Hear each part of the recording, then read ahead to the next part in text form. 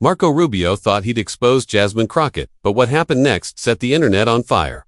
The chamber fell silent. Cameras clicked in rapid bursts, their flashes slicing through the tense stillness like lightning before a storm. Every seat was filled, lawmakers leaning forward, aides clutching tablets, journalists hovering with fingers poised over their keyboards. It wasn't just another Senate hearing, it was theater, and everyone knew it. Marco Rubio cleared his throat, leaning into the microphone with a sharpness that commanded attention. His expression was calm but calculated, a practiced smirk pulling at the corner of his mouth. He had been waiting for this moment, meticulously planning it. The soundbite, the headline, the viral clip. Congresswoman Crockett, Rubio began, his voice steady but edged with accusation. The American people deserve to know why you continue to speak about transparency while hiding your own agendas. A ripple passed through the room, phones tilted up. Every journalist smelled a headline. Jasmine Crockett didn't move. Her hands rested lightly on the desk, her gaze steady, unshaken. Her silence wasn't weakness, it was strategy. She let Rubio's words hang in the air, suffocating under their own weight, her composure drawing more attention than his theatrics. The audience shifted in their seats, anticipation building like static before a lightning strike. Rubio leaned further, emboldened by her quiet. "You talk about justice," he continued, his tone sharpening, "but what about your own hypocrisy? What about the truths you've been avoiding?" Cameras zoomed in, capturing every flicker of tension on Crockett's face, every ounce of confidence in Rubio's. The silence before her response became deafening, the air so tight it felt ready to snap. But what no one expected was Crockett's fiery response, a single moment that would shatter the internet within hours. Outside the chamber, the nation was restless. For weeks, headlines had been consumed by a single debate, a sweeping legislative proposal that would reshape funding for immigration programs, voting protections, and civil rights enforcement. Inside the Senate, the stakes were higher than anyone wanted to admit. To some, this was policy. To others, it was identity, dignity, and belonging on the line. Marco Rubio knew exactly what he was doing. Every calculated pause, every carefully chosen phrase. This wasn't just about the hearing. It was about control of the narrative. If he could dominate the spotlight, he'd dominate the headlines. And if he dominated the headlines, he'd control the national conversation. Behind closed doors, insiders whispered about Rubio's strategy. He wasn't here just to question policy. He wanted to discredit Jasmine Crockett personally, to frame her as inconsistent, hypocritical, and untrustworthy before a divided nation. He was prepared with opposition research, rehearsed barbs, and just enough gotcha moments to light up every evening broadcast. But Rubio underestimated Crockett's resolve. This wasn't her first high-stakes confrontation. Crockett understood the game, but she also knew something Rubio didn't. This moment transcended political theater. For millions watching, immigrants, working families, underrepresented communities, this wasn't just a debate. It was a test of who gets to speak, who gets to lead, and whose stories matter in America. Inside the room, that tension was palpable. Every question Rubio hurled wasn't just aimed at Crockett. It rippled outward, landing on voters who felt personally implicated. Every word she didn't yet say carried weight far beyond these walls. And somewhere, among the whispers, a rumor spread. Rubio had a secret card up his sleeve.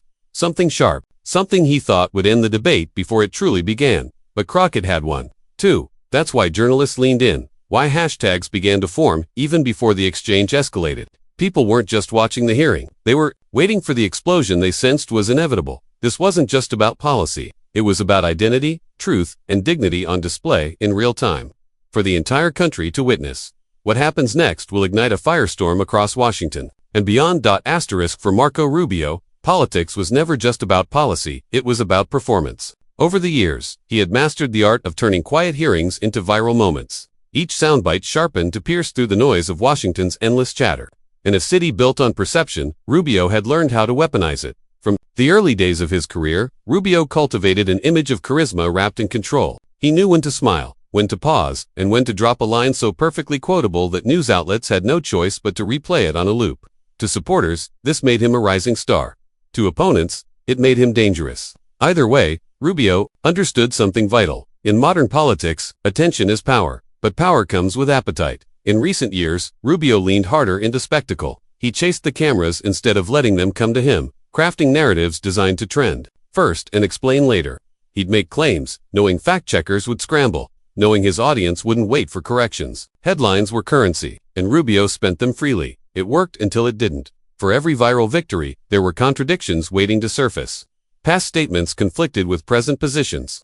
Clips from a decade ago resurfaced. To haunt him, he'd called for unity one year, only to thrive on outrage the next. Yet somehow, he maintained his confidence, even when critics questioned his consistency. That confidence became armor, but also a blindfold. Tonight, in this hearing, Rubio believed the same strategy would work again. He came prepared with research meant to corner Jasmine Crockett, to frame her as hypocritical and inconsistent. He rehearsed the lines, the tone, even the timing. To Rubio, this was predictable political theater, one more performance to dominate. But arrogance breeds miscalculation. What Rubio failed to see was the changing landscape around him. This wasn't just another hearing. It wasn't another clash of policy points destined to dissolve into news cycles. This moment meant something deeper to millions watching at home, to immigrants, to working families, to voters long dismissed and underestimated. And Crockett understood that better than anyone. While Rubio sharpened soundbites, Crockett built her case. While he relied on optics, she relied on facts. Beneath her silence sat preparation, strategy, and precision. What Rubio didn't know was that Crockett had come armed with receipts, and when she chose to use them, his carefully constructed narrative, the one he thought untouchable, would begin to unravel before the entire country. Jasmine Crockett's story didn't begin in Washington, and that's what made her presence there so powerful. Born into modest beginnings, raised in a working-class household that taught resilience more than privilege, Crockett learned early what it meant to fight for space in rooms where people like her were rarely invited. Her parents believed in hard work and justice, teaching her that dignity wasn't something given, it was something earned and defended. That belief shaped her path long before she set foot in the political arena. In classrooms where she was underestimated, in communities where voices like hers were ignored, Crockett carried a quiet determination to prove that representation wasn't optional, it was necessary. Law school sharpened that determination into precision. While others pursued prestige, Crockett chose purpose. She spent her early career defending people who couldn't defend themselves. Immigrants facing impossible systems. Families navigating housing crises, and communities whose struggles were rarely broadcast on television. Each case, each client, each fight planted seeds of empathy and resolve. By the time she entered politics, Crockett had already lived the battles many only debated. She didn't arrive in Washington to perform, she came to serve. But serving meant challenging entrenched power, and power doesn't yield quietly. From her earliest days in Congress, Crockett built a reputation as someone who refused to be silenced. She spoke with clarity and conviction, unafraid to confront hypocrisy, no matter how high the rank or title of the person holding it. Her supporters loved her for it. Her critics feared it. To millions of Americans, especially immigrants, women, and marginalized communities, Crockett became a symbol, proof that representation wasn't just symbolic but transformative. That's why this moment mattered. For Crockett, hearings like this weren't abstract. They weren't policy puzzles detached from people's lives. Every bill debated, every funding line cut or preserved, had faces and families attached to it. When she sat across from Marco Rubio, she wasn't just defending herself, she was defending the communities she carried with her into every room. And yet, Crockett understood something Rubio didn't. Restraint could be more powerful than reaction. In the chamber, her silence wasn't submission, it was strategy. Where Rubio thrived on provocation, Crockett thrived on precision. Every accusation he leveled, every barbed remark, was cataloged in her mind. She waited, letting him expose his intentions before she unveiled hers, because Crockett had come prepared.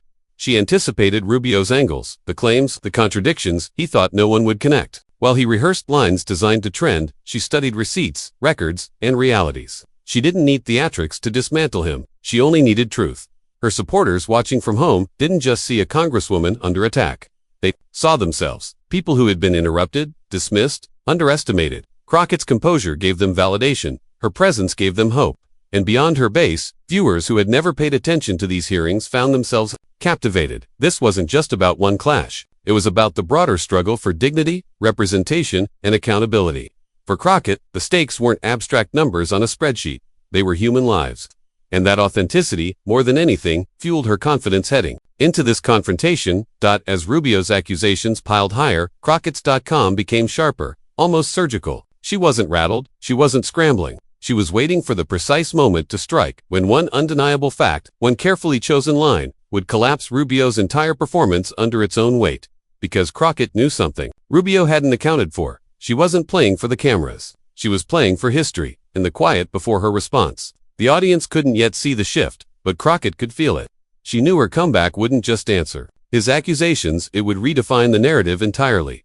Rubio believed he was walking her into a trap. What he didn't realize was that he'd been standing in one of her making all along, and when she finally decided to speak, her words would change everything. Asterisk, the tension in the chamber had thickened to the point where every sound, the click of a pen, the scrape of a chair, the muted hum of cameras felt amplified. Marco Rubio leaned forward, emboldened by his own narrative. His voice sharpened, deliberate, each accusation fired like a round designed to puncture Jasmine Crockett's composure. Congresswoman Crockett, he began, leaning into the microphone with practiced authority. How can you stand here today, claiming to fight for transparency, while your record shows a pattern of hidden alliances and selective outrage? A murmur rippled through the audience. Journalists scribbled furiously, fingers racing across keyboards. The question wasn't new, but Rubio's framing was ruthless, weaponized for virality. Crockett remained perfectly still, her eyes locked on him, unreadable. Rubio took her silence as victory. He smirked, pressing further. America is watching, he continued, voice rising just enough to carry beyond the chamber. They want answers. They want leaders who hold themselves to the same standards they demand from others. And yet here, you are, refusing to address your own inconsistencies. The tension shifted. Crockett blinked once, slow and deliberate, her posture unshaken. Behind her, aides whispered, shuffling through notes she didn't reach for. She didn't need them. In the gallery above, social media was already buzzing. Hashtags began forming memes, half-written before the exchange was over. The audience knew they were watching something combustible, something about to turn. Rubio, sensing momentum, escalated. You speak about justice. Congresswoman, he said, leaning closer, his voice dropping into a sharp edge meant to cut. But where was that passion when your allies were bending the rules? Where was your outrage then? Gasps echoed from the back row. Cameras zoomed in, catching every twitch of tension across Crockett's face. She exhaled softly, a subtle signal missed by almost everyone except Rubio, misreading it. He assumed he had her cornered. This isn't personal, Rubio said, feigning restraint he didn't feel. It's about integrity. If you can't answer for your own contradictions, how can the American people trust anything you say? Crockett finally leaned forward, just slightly, her voice calm when she spoke for the first time since the confrontation began. Senator Rubio, she said evenly, I'll answer your questions. Every single one. But before I do, I need you to be very clear about something. She paused, letting the silence stretch until even the journalists stopped typing. Because once I respond, there won't be room for misinterpretation. The chamber stilled. Rubio leaned back, eyebrows raised, uncertain for the first time. That flicker of doubt passed quickly, hidden beneath his practiced composure, but Crockett saw it. Everyone watching closely did too. Outside, Twitter feeds exploded, live streams cutting sound bites mid-sentence to amplify the tension. Viewers could feel it coming, the shift, the reversal, the moment when control slipped through Rubio's fingers. Inside the chamber, Rubio prepared his next jab, convinced he was steering the exchange. He didn't realize that in a matter of moments, his grip on the narrative would break completely, because Crockett wasn't defending herself. She was preparing to dismantle him, and the first strike was seconds away. For nearly 15 minutes, Marco Rubio had owned the room. He commanded the microphone, fired accusation after accusation, and painted himself as the moral authority. But when Jasmine Crockett finally leaned forward, everything shifted. Her voice was calm, almost quiet, but it carried across the chamber with surgical precision. Senator Rubio, she began, her tone measured, steady, disarming. I've listened carefully to your concerns. I've given you the respect of silence. But, if we're going to talk about transparency and accountability, then let's talk about all of it. The room stilled. Rubio folded his hands, leaning back with forced ease, ready to parry whatever came next. He expected defensiveness, maybe deflection. Instead, Crockett started with facts sharp, undeniable. Documented on April 3, 2017, she said, pausing just long enough for journalists to find their pens, you criticized federal spending on immigration courts, calling it, and I quote, a waste of taxpayer money. Yet 3 years later, you co-sponsored legislation allocating over $1.2 billion to private contractors managing detention facilities. That bill benefited 3 of your largest donors. Gasps scattered through the audience. Rubio blinked but said nothing. And then, Crockett continued, her voice tightening slightly. You claimed last year to support comprehensive immigration reform, but 2 months ago, you voted against expanding the DREAM Act, the very bill you once campaigned on. Rubio shifted in his chair. The smirk he'd worn minutes earlier was gone, replaced by the tightness of someone recalculating in real time. Crockett didn't relent. This isn't about heights, she said, her voice rising just enough to cut through the tension. This is about people's lives. It's about families who believe in this country, who follow its laws, who work every day to make it stronger, the very people you promised to represent. And yet time and again, your votes and your actions tell a different story. The chamber was silent except for the furious clicking of keyboards. Crockett's tone shifted again, this time from precision to power. Measured to unshakable. You accuse me of hypocrisy, Senator, but when you point one finger, 3-point back at you and America is watching. That was the line. The moment a wave moved through the chamber, as though everyone realized simultaneously what had just been said. Journalists' heads snapped up. Cameras refocused. Phones lit up as live tweets exploded. Hashtag Crockett clapback climbed the trending charts within seconds. Rubio forced a smile, but his confidence faltered. He leaned toward his microphone, opening his mouth to counter, but Crockett spoke over him, reclaiming control entirely. You see, Senator, she said, softer now, commanding the room with quiet authority. This isn't about me, and it isn't about you. It's about justice. It's about dignity. It's about whether the people who elected us can trust that we're here for them. Not for ourselves, not for donors, not for headlines. Her words landed with the weight of conviction earned, not manufactured. In the gallery, a few audience members nodded, unable to hide their reactions. Even some aides behind Rubio exchanged uneasy glances. Crockett leaned back slightly, letting the silence do its work. The pause was intentional, powerful, daring anyone to challenge her. Rubio cleared his throat. Congresswoman, with all due respect, she cut in, her voice firm but calm. Don't confuse disagreement with disrespect. You came here tonight prepared to question my integrity. I came here prepared to defend the people who sent me here. That's the difference between us. A low hum rolled through the chamber, not applause, but energy, anticipation. This was no longer Rubio's performance. It was Crockett's stage now. Reporters tapped frantically, trying to keep up with the cadence of the moment. While Twitter erupted in real-time reactions, Crockett just ended Rubio's entire argument in 30 seconds flat. That's not a comeback, that's a demolition. On TikTok, editors were already cutting clips. On Instagram, reels were already taking shape. Rubio's calculated theater had become Crockett's viral moment, and everyone knew it. Rubio shifted. Again, his forced smile betraying unease. The energy he'd carried into the room had drained. His shoulders stiffened. He reached for his notes, a small tell, but Crockett had already stripped away their power. Because Crockett didn't just defend herself. She dismantled the foundation of Rubio's attack, brick by brick, fact by fact, while connecting with the very audience he had hoped to sway. And yet, the hearing wasn't over. By the time Crockett finished, Rubio's carefully built narrative had shattered, but the internet was just getting started. The chamber was still humming when Jasmine Crockett leaned back in her chair, the echoes of her final words hanging like electricity in the air. Marco Rubio tried to mask his unease, shuffling papers and forcing a measured nod, but the damage had already been done, and outside the hearing room, the firestorm had begun. Within minutes, Twitter was ablaze. Hashtags shot up the trending list like rockets. Hashtag Crockett clap back.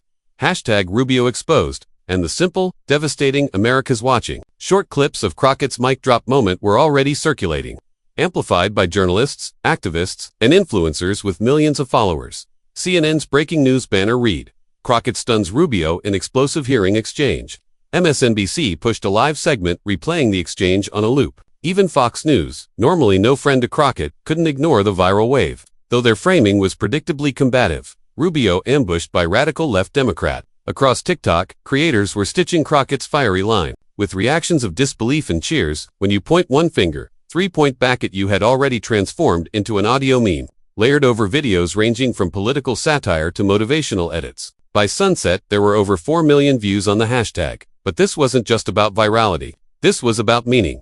Progressive commentators hailed Crockett's takedown as a symbolic victory, not just for her, but for every voter who'd felt silenced or dismissed. For immigrant families, for first-generation Americans, for anyone who'd ever been told they didn't belong, Crockett's words carried weight. She wasn't just challenging Rubio. She was speaking for them. Jasmine Crockett just showed us what courage looks like, tweeted best-selling author Ibram X. Kendi. Facts, passion, dignity. This is how you dismantle performative outrage. But Rubio's allies weren't staying quiet. His communications team immediately blasted out a press release framing Crockett's remarks as grandstanding, accusing her of politicizing critical issues and dodging real policy solutions.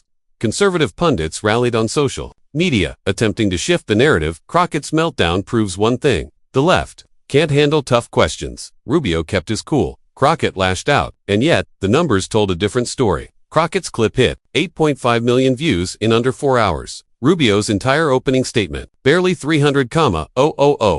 Back inside the Capitol, Rubio's staff scrambled, holding hushed conversations in corridors, trying to craft a damage control strategy. But privately, aides admitted to reporters that Rubio had underestimated Crockett's preparation. One senior staffer, speaking anonymously, confessed, "We thought we could corner her. We didn't expect her to come armed with that much." Meanwhile, Crockett's office phone lines were jammed. Supporters flooded in with messages of thanks, admiration, and in some cases, tears. Emails poured in from advocacy groups and grassroots organizers, eager to capitalize on the momentum. Donations to her re-election campaign spiked by $750,000 in a single evening, but Crockett wasn't celebrating. Not yet. In a private interview hours later, she spoke quietly but firmly. This isn't about Rubio. This is about accountability. This is about people having leaders who fight for them, not perform for cameras.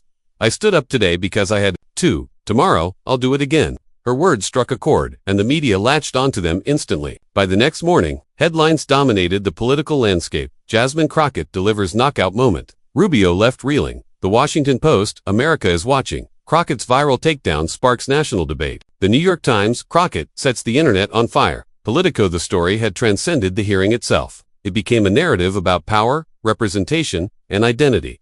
For progressives, Crockett's moment was validation, proof that their voices could dominate even the most hostile spaces. For conservatives, it was a rallying cry to circle the wagons and frame Crockett as a symbol of everything they opposed. But perhaps the most telling sign came from undecided voters in swing districts. A CNN flash poll revealed that 62% of respondents sided with Crockett after viewing the clip, citing her command of facts and genuine passion. Rubio's favorability among independents dropped 9 points overnight. And yet, something bigger was brewing. As Crockett's star rose, new whispers began circulating through Washington corridors.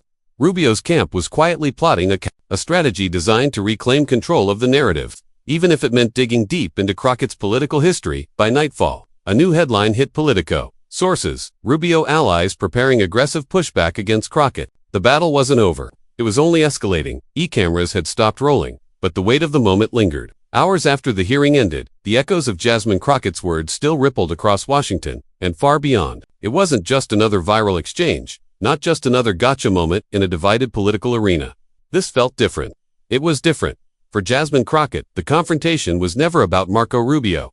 It wasn't about scoring points or trending hash. It was about something deeper, something every person watching could understand. Dignity. In an exclusive interview later that evening, Crockett put it simply. This wasn't about Rubio versus Crockett. It was about dignity versus arrogance, service versus self-interest, and suddenly, it clicked.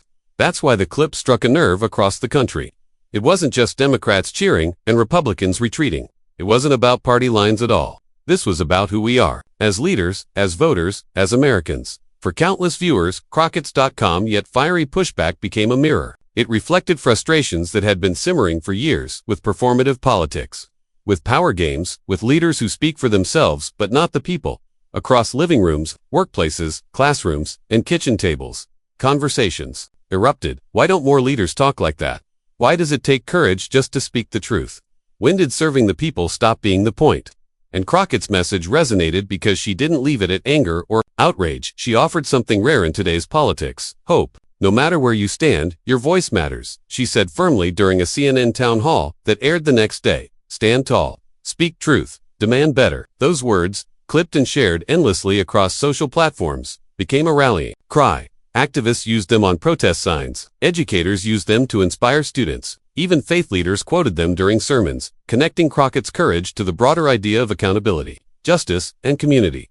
But what made the moment truly powerful wasn't just what Crockett said, it was what she represented. For millions watching, she embodied a shift happening quietly but forcefully across the nation, a demand for leaders who aren't afraid to confront power, but who also rise above partisanship to stand for something bigger than themselves. In one particularly moving viral video, a young Latina activist stood in front of the U.S. Capitol, holding up a handmade sign with Crockett's quote written in bold letters. Through tears, she explained, "She reminded me that I belong here, that my voice counts, that we don't have to stay silent when we see hypocrisy." Moments like these transformed Crockett's exchange with Rubio into more than political drama. It became a symbol. Political analysts noted the ripple effects. Grassroots organizations reported record spikes in volunteer signups. Voter registration campaigns saw surges, and social justice groups raised unprecedented funding in just 48 hours. Crockett's stand had awakened something, not only in her supporters, but in those who had grown cynical about politics altogether.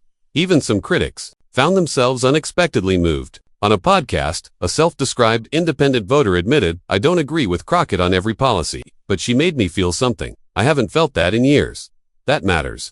And perhaps that was the ultimate lesson of the moment. Beyond the noise, beyond the sound bites, beyond the endless red versus blue wars, people were hungry for authenticity, For leaders who fight, not for clout, but for causes. Jasmine Crockett didn't just dismantle Rubio's argument, she dismantled the idea that dignity and service have no place in modern politics. The confrontation had started with tension, but it ended with clarity. It reminded millions of viewers that politics isn't about the loudest voices or the sharpest insults. It's about who shows up, who speaks up, and who stands up, especially when it's hardest. As Crockett closed her town hall appearance, she left the audience with one final thought. Every time you raise your voice for what's right, you change the future, even if you don't see it right away.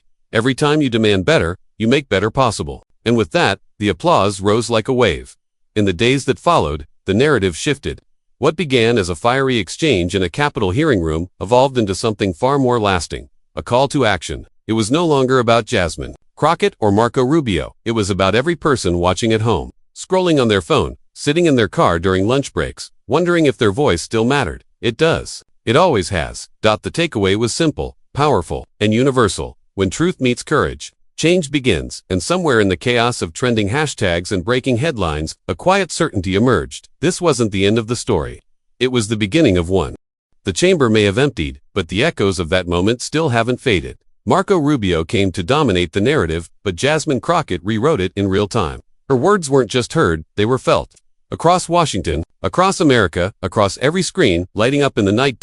And here's the truth. This isn't just their fight, it's our fight. Every headline you've seen since this hearing proves one thing. When voices like Crockett's rise, the balance of power shifts. The question is, are you watching history or shaping it? Think about it. Leaders like Rubio count on silence. They count on you scrolling past, staying numb, believing nothing ever changes. But Crockett's stand proved the opposite. Change starts the moment you refuse to look away. And this was just the beginning, because even as Rubio struggled to recover, insiders say another explosive revelation is about to surface, one that could shake the Capitol walls again. And trust me, you're going to want to be here when it drops.